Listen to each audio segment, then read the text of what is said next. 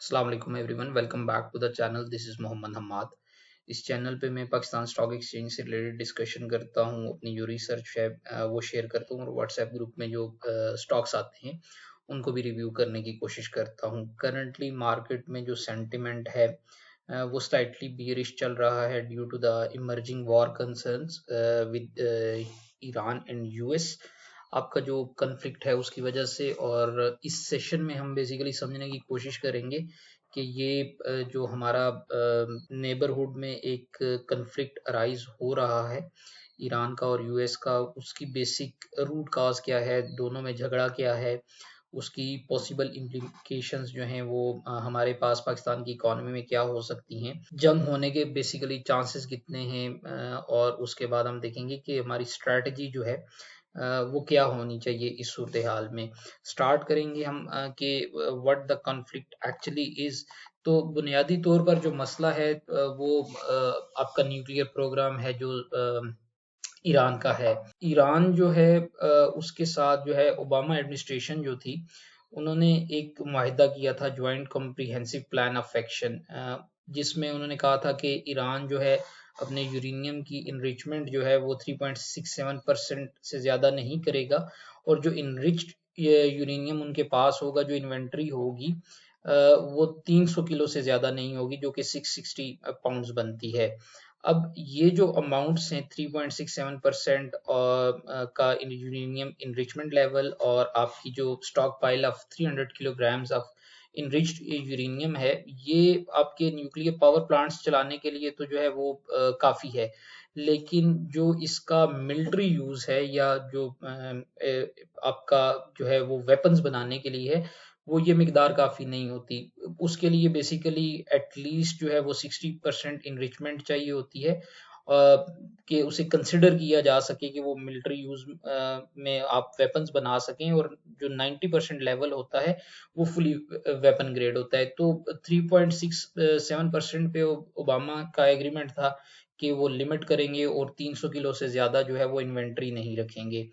अब हुआ क्या कि जब प्रेसिडेंट ट्रंप आए मई 2018 में, तो उन्होंने इस डील को जो है वो विड्रॉ कर लिया। डील को विड्रॉ करने की सूरत के बाद क्या हुआ कि दोबारा आपके पास जो है वो सैंक्शंस आई, और उसका जो इम्पैक्ट आया ईरान की तरफ से जो उसका आंसर आया वो ये आया कि उन्होंने अपनी जो यूरेनियम की इनरिचमेंट थी उसे बहुत तेजी से जो है वो बढ़ा दिया। जो आपका एक आलमी इदारा है एटॉमिक एनर्जी का, उसके मुताबिक जो है अभी करंटली ईरान के पास जो है वो 400 किलो यूरेनियम जो है वो इनरिच्ड है 60% पे। तो जैसे मैंने बताया कि 60% से ऊपर आप कंसिडर कर सकते हो फॉर द मिलिट्री यूज, और 90% जो है वो फुली वेपन ग्रेड होता है। तो एटलीस्ट जो है ईरान अभी इतना उसने यूरेनियम की इनरिचमेंट के उस लेवल पे एटलीस्ट पहुंच चुका है जहां पे वो इसको जो है मिलिट्री यूज के लिए कंसिडर कर सकता है। अब हुआ क्या कि जब इस आलमी इदारे ने, जो कि आपका एटॉमिक एनर्जी से रिलेटेड है, इसने ये रिपोर्ट दी, तो अमेरिका और इसराइल जो थे उनको एक रीजन मिल गई जून में जो है ईरान पे बॉम्बिंग करने की। यूएस बेसिकली चाहता ये है कि ईरान जो है वो अ, आपकी जितने भी उसका न्यूक्लियर प्रोग्राम है उसे कम्प्लीटली अबेंडन कर दे, be it the civilian use, जो पावर से रिलेटेड है वो वाला भी खत्म करे, और मिलिट्री तो ऑब्वियसली जब उन्हें सिविलियन यूज भी नहीं बर्दाश्त तो वो मिलिट्री कैसे अलाउ कर सकते हैं। किसी किस्म का किसी भी ग्रेड पे किसी भी परसेंटेज पे जो है ईरान जो है वो यूरेनियम जो है उसकी इनरिचमेंट ना करे। जितना भी करंट इन्वेंट्री है उनकी करीब 400 केजी जो रिपोर्ट किया है आलमी इदारे ने, वो सारी जो है वो हैंड ओवर कर दी जाए। उसके बाद जो एक और जो है वो यूएस के लिए पेन एरिया है, वो बैलिस्टिक मिसाइल्स हैं जो ईरान के पास हैं, और अभी उन्होंने पावर शो जो इसराइल के साथ उसमें किया था, वो भी एक बड़ा पेन एरिया है जो है ना बैलिस्टिक मिसाइल्स का आपके अमेरिका के लिए। तो वो चाहते हैं कि जी उस पे भी उसको भी ख़त्म किया जाए। उसके बाद एक minor yet a very significant issue ये है कि वो चाहते हैं कि उन्हें लगता है एलिजिडली कि ईरान कुछ रेजिस्टेंस ग्रुप्स हैं, आर्म्ड रेजिस्टेंस ग्रुप्स हैं जिन्हें जो है वो सपोर्ट करता है in the middle east region और अपने नेबरिंग कंट्रीज में।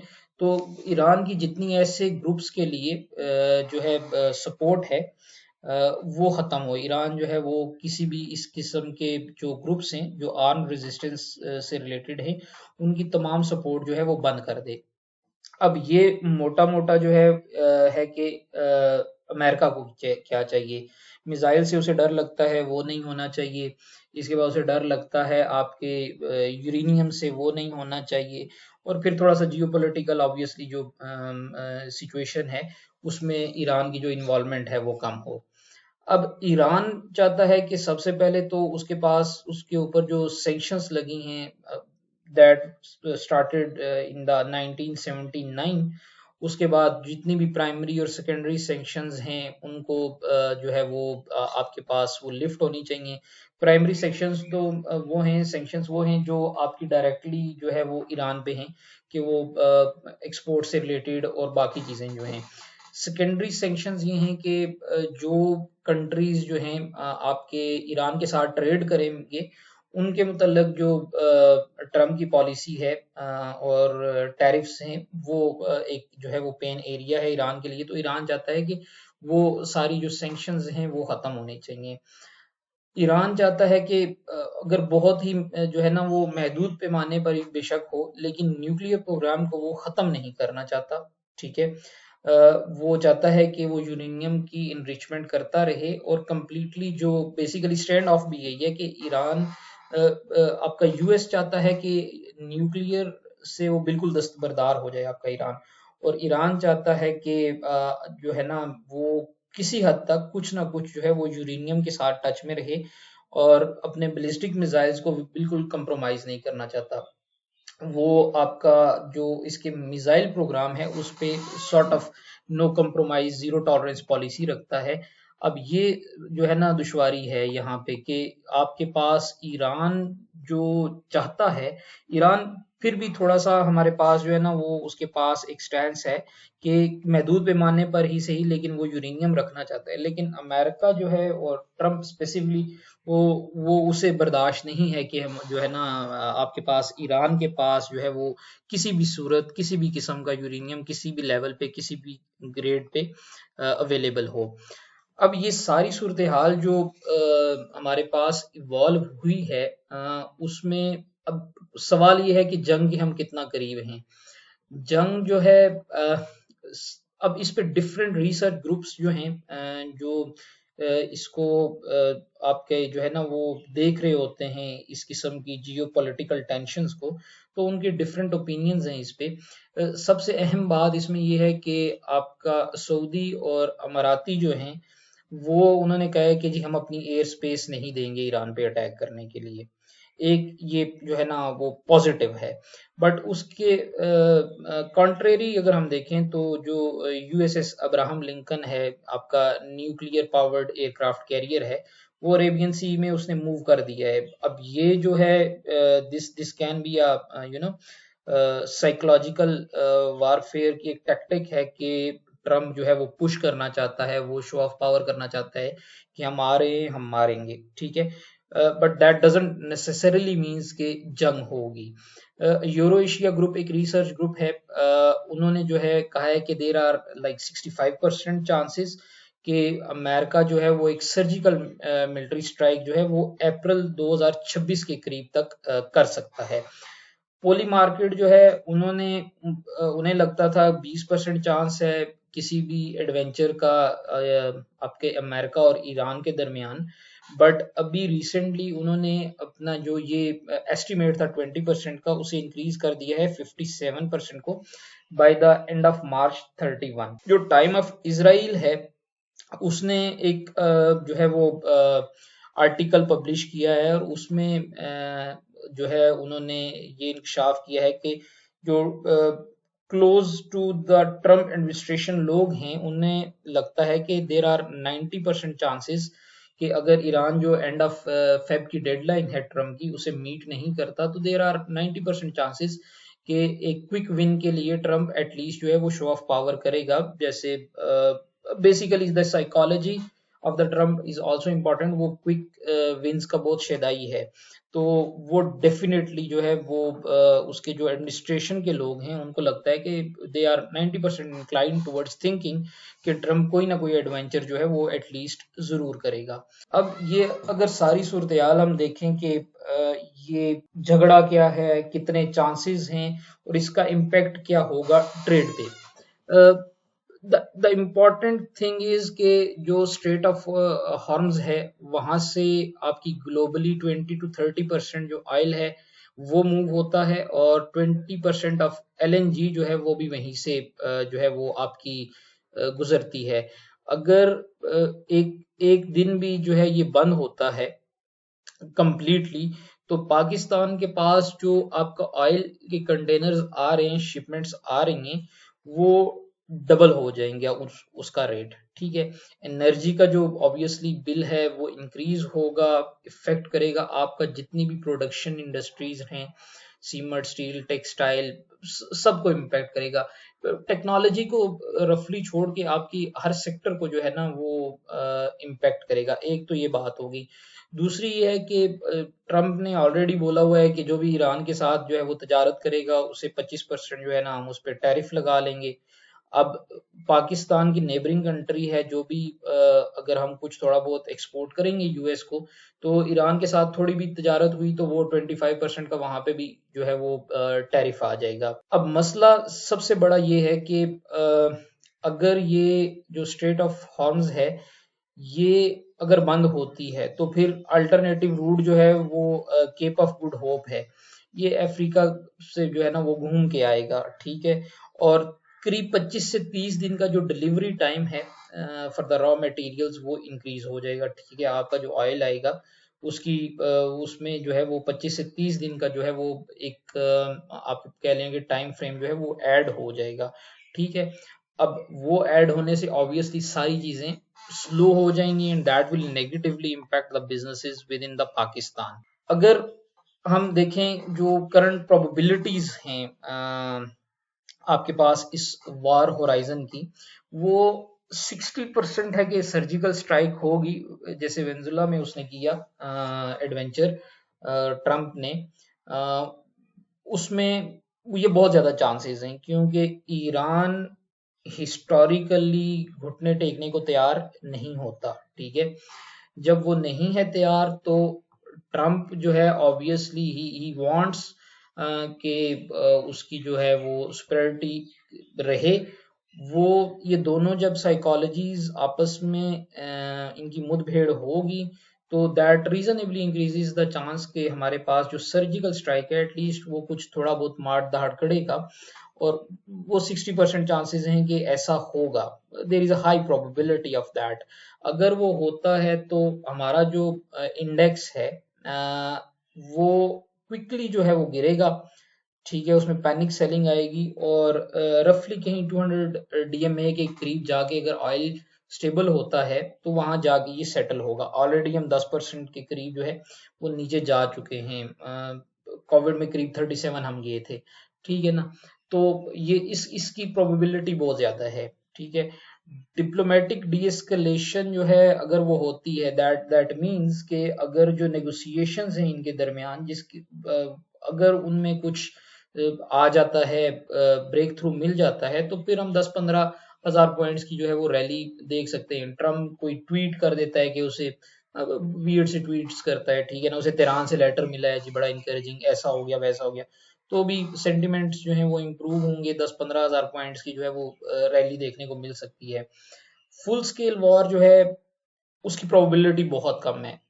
देर आर मीगर चांसेस कि एक लार्ज स्केल जो है वो एडवेंचर जो है वो ट्रम्प करे फुली इन्वेड करने का ईरान को। अगर ऐसा होता है फिर तो एक तबाहकुन सूरत हाल बनेगी इंडेक्स हमारे लिए भी, लेकिन उसके चांसेस कम है। ऑब्वियसली जो उनके पास अपने इंटरनल मामलात हैं उनको लेके और बड़ा कॉस्टली होता है वार आपकी जो है वो इंक्लाइंड नहीं है ट्रम्प की फिलॉसफी के साथ कि वो फुल फ्लेज जाके जो है किसी कंट्री को इन्वेड करे।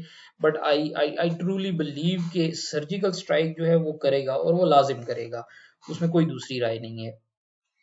अब अगर ये हो जाता है, वो सर्जिकल स्ट्राइक करता है, तो हमारे जो मेजर 4 सेक्टर्स है वो बहुत जो है ना वो एग्रेसिवली उनमें प्रेशर आएगा। सीमेंट पे, स्टील पे, ऑटोमोबाइल्स पे और टेक्सटाइल पे। ऑब्वियसली एक तो आपका एनर्जी का बिल है, ठीक है। दूसरा ऑटोमोबाइल्स में सीकेडी किट्स का जो है वो वहाँ पे इशू आएगा, महंगी हो जाएंगी ऑब्वियसली, तो ऑटोमोबाइल्स इम्पैक्ट होगा। टेक्सटाइल में फ्रेट जो है आपका वो कॉस्टेस आपकी ऐड होंगी, उसके बाद डिलेज ऐड होंगे, तो they will eventually these are the sectors जो हाईली इम्पैक्ट होंगे आपके इस सिचुएशन से, अगर खुदा न खास्ता ऐसी कोई सूरत हाल बनती है। जो पोटेंशियली विनर्स होंगे आपके, वो ऑयल एंड गैस से रिलेटेड होंगे। ओजीडीसी पीपीएल जो है हमारे पास सर्कुलर डेट का इशू है, बट देन अगेन जब भी ऑयल प्राइसेस इंक्रीज होंगी तो उनके रेवेन्यूज जो हैं वो इंक्रीज होंगे। Banking sector obviously state bank जो है वो इन्फ्लेशन के कंसर्न्स इंक्रीज होंगे।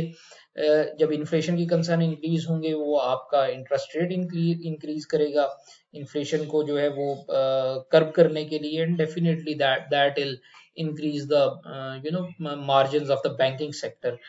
टेक्नोलॉजी जो है वो रिजिलियंट रहने की उम्मीद है। उसकी वजह ये है कि आपका जो टेक्नोलॉजी होता है वो इस किस्म की जो सप्लाई चेन के इश्यूज होते हैं उनसे थोड़ा सा जो है वो स्लाइटली जो है वो डिस्टर्ब नहीं होता, जो आपके ग्राउंड पे सप्लाई चेन के इश्यूज होते हैं। तो टेक्नोलॉजी का जो सेक्टर है वो बहुत जो है वो महदूद पैमाने पे इम्पैक्ट होगा। इस किस्म ऑब्वियसली इम्पैक्ट होगा, प्राइसेस में जो है वो फॉल आएगा, बट उसका जो है वो पुल बैक भी उतना ही जल्दी हो सकता है। इमीडिएटली स्ट्रैटेजी जो हमारे ट्रेडर हजरात या इन्वेस्टर्स हैं उनके पास, कैश इज द किंग, ठीक है। तो कैश इकट्ठा करें, जितना हो सकता है इकट्ठा करें। और दूसरी बात यह है कि एक्साइटेड ना हो, ठीक है। कि मार्केट को अगर आप पिछले 4 दिनों में देखें, लास्ट वीक में, तो ऊपर गई, नीचे आई, ऊपर गई, फिर नीचे आ गई, फिर 900 पॉइंट ऊपर चली गई। तो ये हाई वॉलेटिलिटी टाइम्स हैं। If you are not a extremely experience trader जो अपनी पोजीशंस को क्विकली लॉन्ग्स को शॉर्ट्स में और शॉर्ट्स को लॉन्ग्स में कन्वर्ट करने का आई वुड से जिगरा रखता है, अगर ऐसे ट्रेडर नहीं हैं आप, तो वेट एंड वॉच, ठीक है ना। बहुत जल्दी इस बात पे एग्री ना हो जाएं कि जो है मार्केट रीबाउंड कर जाएगी या बॉटम आउट हो गई है। Let the dust settle. अगर उसके बाद जो है market is always there, it can always give you the opportunities, and I believe it's better to wait rather than losing money. तो अब ये सूरत हाल है, ठीक है ना। एकदम एक्साइट नहीं होना है एटलीस्ट कि मार्केट बॉटम आउट हो गई है, अब जो मर्जी हो जाए, यहाँ से ऊपर जो है ऊपर ही ऊपर जाएगी।